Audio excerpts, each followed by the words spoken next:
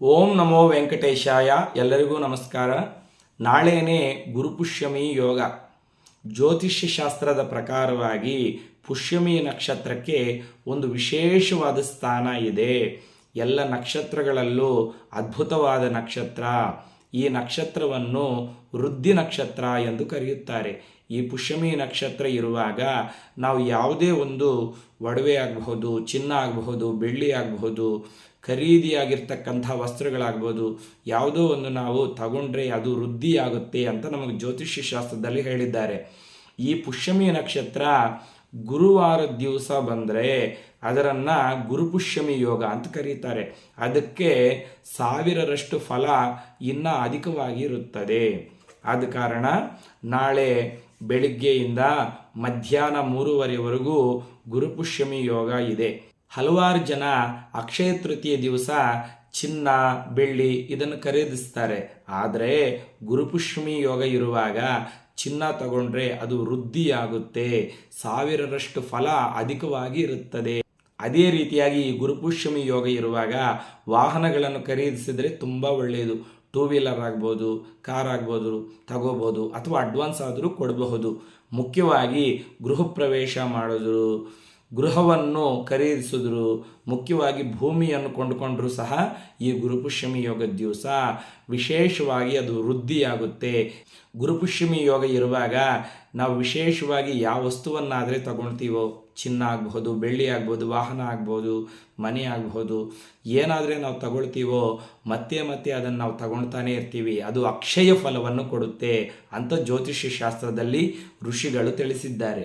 ನಾಳೆ 21ನೇ ತಾರೀಕು ಗುರುವಾರದ ದಿವಸ ಗುರುಪುಷ್ಯಮಿ ಯೋಗ ಮಧ್ಯಾಹ್ನ 3:30ವರೆಗೂ ಇದೆ.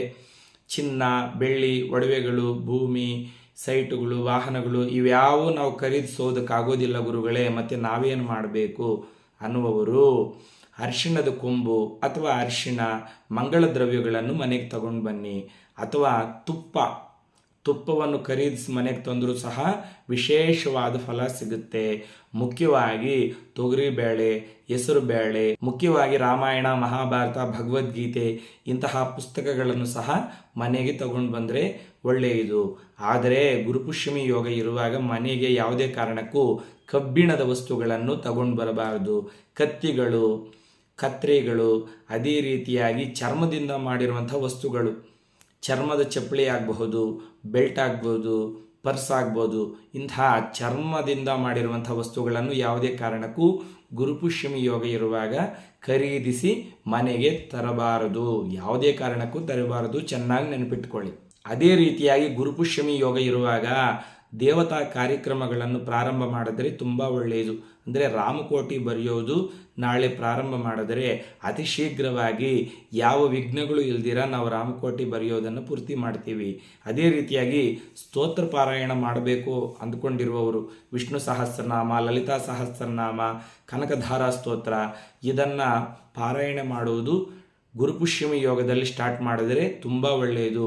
ಅದು ಸಹಸ್ರ ಫಲವನ್ನು ಅಧಿಕವಾಗಿ ಕೊಡುತ್ತದೆ ಅಂತ ಜ್ಯೋತಿಷ್ಯ ಶಾಸ್ತ್ರದಲ್ಲಿ ಹೇಳಿದ್ದಾರೆ. ಮುಖ್ಯವಾಗಿ ಗುರುಪುಷ್ಯಮಿ ಯೋಗ ಇರುವಾಗ ಮಂತ್ರ ಜಪ ಮಾಡಿಕೊಂಡ್ರೂ ಸಹ ನಮಗೆ ತುಂಬ ಒಳ್ಳೆಯದು. ನಾಳೆ ಗುರುಪುಷ್ಯಮಿ ಯೋಗದಲ್ಲಿ ಗೋಮಾತೆಯನ್ನು ಪೂಜೆ ಮಾಡಿದರೆ 33 ಕೋಟಿ ದೇವತೆಗಳ ಅನುಗ್ರಹ ಸಿಗುತ್ತದೆ. ಅಂದರೆ ನಿಮ್ಮ ಮನೆ ಹತ್ರ ಗೋಮಾತೆ ಇದ್ದರೆ ಖಂಡಿತವಾಗಲೂ ಆ ಗೋಮಾತೆಗೆ ಪೂಜೆ ಮಾಡಿ, ಅರಿಶಿಣ ಕುಂಕುಮ ಇಟ್ಟು, ಒಂದು ಪುಷ್ಪಹಾರವನ್ನು ಸಮರ್ಪಣೆ ಮಾಡಿ, ಅಥವಾ ಕೆಲವು ಹೂಗಳನ್ನು ಸಮರ್ಪಣೆ ಮಾಡಿ, 2 ಬಾಳೆಹಣ್ಣು ಆ ಗೋಮಾತೆಗೆ ತಿನ್ನಿಸಿ, ಕಡಲೆ, ನೆನೆಸಿರುವಂತಹ ಕಡಲೆಯನ್ನು ಸಹ ಗೋಮಾತೆಗೆ ತಿನ್ನಿಸಿದ್ರೆ ಗುರುಬಲ ಇರುತ್ತೆ.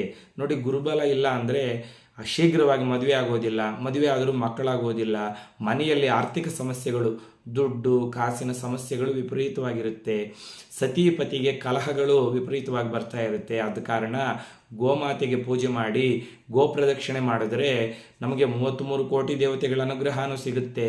ಗುರುಪುಷ್ಯಮಿ ಯೋಗ ಇರುವಾಗ ಬಡವರಿಗೆ ಕಡಲೆ, ಅದೇ ರೀತಿಯಾಗಿ ಬಾಳೆಹಣ್ಣು ದಾನ ಮಾಡಿದ್ರೆ ಸಹ ತುಂಬ ಒಳ್ಳೆಯದು. ಅದೇ ರೀತಿಯಾಗಿ ನಾಳೆ ಗುರುಪುಷ್ಯಮಿ ಯೋಗ ಇರುವಾಗ ಮನೆಯಲ್ಲಿ ಖಂಡಿತವಾಗಲೂ ಲಕ್ಷ್ಮೀನಾರಾಯಣರಿಗೆ ಪೂಜೆಯನ್ನು ಮಾಡಿ, ಅಶ್ವತ್ಥ ಕಟ್ಟೆ ಹತ್ರ ಹೋಗಿ ಅಲ್ಲಿ ಎಲೆಗಳಿರುತ್ತಲ್ವ, ಅಶ್ವತ್ಥ ವೃಕ್ಷದ ಎಲೆಗಳು 2 ಎಲೆಗಳನ್ನು ತಂದು ದೇವ್ರ ಮನೆಯಲ್ಲಿಟ್ಟು ಆ ಅಶ್ವತ್ಥ ವೃಕ್ಷದ ಎಲೆಗಳಿಗೆ ಸ್ವಲ್ಪ ಶ್ರೀಗಂಧ, ಕುಂಕುಮ ಇಟ್ಟು ಅದರ ಮೇಲೆ ದೀಪಗಳನ್ನು ಬೆಳಗಿಸಿ ಲಕ್ಷ್ಮೀನಾರಾಯಣರಿಗೆ ಸೇವಂತಿ ಅಥವಾ ಅರಿಶಿಣ ಬಣ್ಣದ ಪುಷ್ಪಗಳನ್ನು ಸಮರ್ಪಣೆ ಮಾಡಿ ಧೂಪದೀಪ ನೈವೇದ್ಯಗಳಿಂದ ಪೂಜೆ ಮಾಡಿ ಪಾನಕ ಕೋಸಂಬರಿ ನೈವೇದ್ಯವನ್ನು ಮಾಡಿ ಭಗವಂತನಿಗೆ ನಮಸ್ಕಾರ ಮಾಡಿಕೊಂಡ್ರೆ ನಮಗೆ ಗುರುಬಲ ಇರುತ್ತೆ.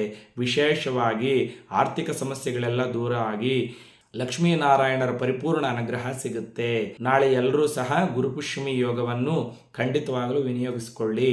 ಈ ವಿಡಿಯೋ ನಿಮ್ಗೆ ಇಷ್ಟವಾಗಿದ್ದರೆ ಖಂಡಿತವಾಗಲೂ ಒಂದು ಲೈಕ್ ಮಾಡಿ. ನೀವು ಮಾಡುವಂಥ ಒಂದು ಲೈಕ್ನಿಂದ ಇಂತಹ ಹಲವಾರು ವಿಷಯಗಳು ನಿಮ್ಗೆ ತಿಳಿಸ್ಕೊಡ್ಬೇಕನ್ನುವಂಥ ಉತ್ಸಾಹ ನಮ್ಮಲ್ಲಿ ಬರುತ್ತೆ. ನಮ್ಮ ಚಾನಲ್ನ ಮೊದಲನೇ ಬಾರಿ ನೋಡ್ತಾ ಇದ್ರೆ ಖಂಡಿತ ಸಬ್ಸ್ಕ್ರೈಬ್ ಮಾಡ್ಕೊಳ್ಳಿ. ಲೋಕ ಸಮಸ್ತ ಸುಖಿನೋ ಭವಂತು. ಸ್ವಸ್ತಿ.